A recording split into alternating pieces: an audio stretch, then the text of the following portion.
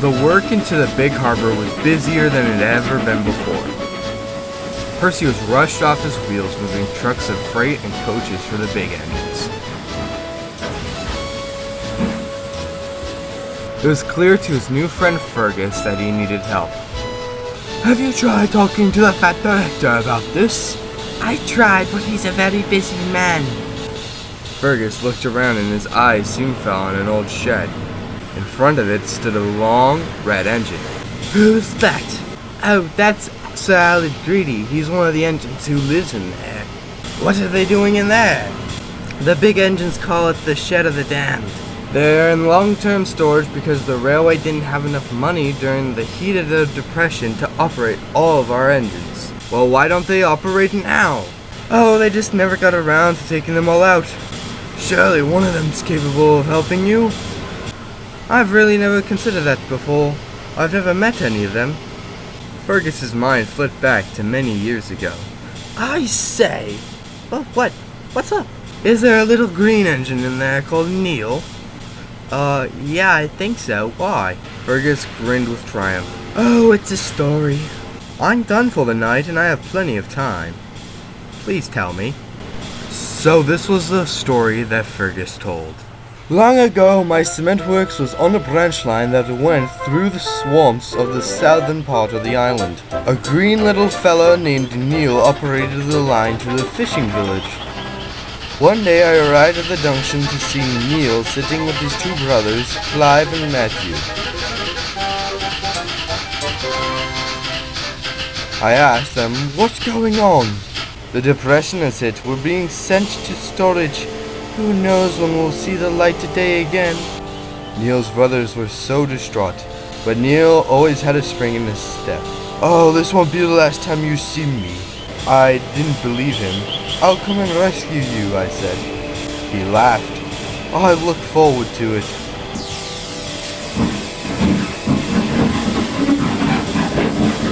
They set off a moment later. I haven't seen them since. Well, how are we gonna get him out of there? Fergus was touched that Percy was willing to help him. "Well, I've had a few ideas." The engines formed a plan. "Great. We'll do it tomorrow." The next morning, the Fed Director came out of his office to stop a horrendous noise. There was Henry, hissing furiously at the second platform, where people stood waiting angrily for the first train. However, there were no coaches. A porter soon ran up to the Fat Director. "There's trouble at the docks, sir. Percy and Fergus refuse to move. They have a weird little green engine with them." "Rash, we'll soon settle this nonsense." The Fat Director arrived at the docks, where Percy and Fergus stood side by side. Behind Percy, Neil could be seen just behind two vans. "What is the meaning of this?" "Percy here's tried talking to you, sir. All of these projects the island is doing is making the harbor very busy. Percy is getting too tired to handle this work alone. Rather than buying a new engine, why not just bring one of the old ones out of storage? Neil here would be a perfect candidate. All the workmen have kept all the old engines in good health and he is almost completely ready to work." "I see. And what do you get out of the deal?" "Besides helping out my friends, keeping a promise." The Fat Director considered the dilemma. Usually he didn't cave into strikes, but Percy had tried coming to him before, and he had dismissed the problem. "I don't see why not. It's a good idea. Percy, I'm sorry I haven't listened to you much lately. All these building projects the council has been throwing at us has gotten me frazzled too.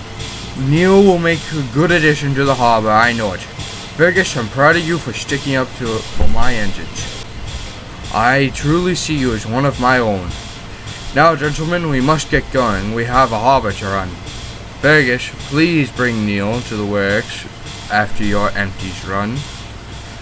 "With pleasure, sir." Percy moved off and Fergus collected Neil. "See, old friend, I told you I'd save you. It took you long enough." The two friends laughed as they set off to take the empties.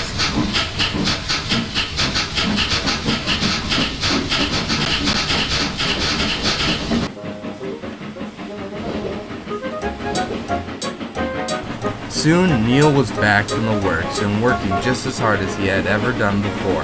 He gets along with all the engines, big and small, but he is happiest most when he is with Fergus and Percy, the engines who saved his life.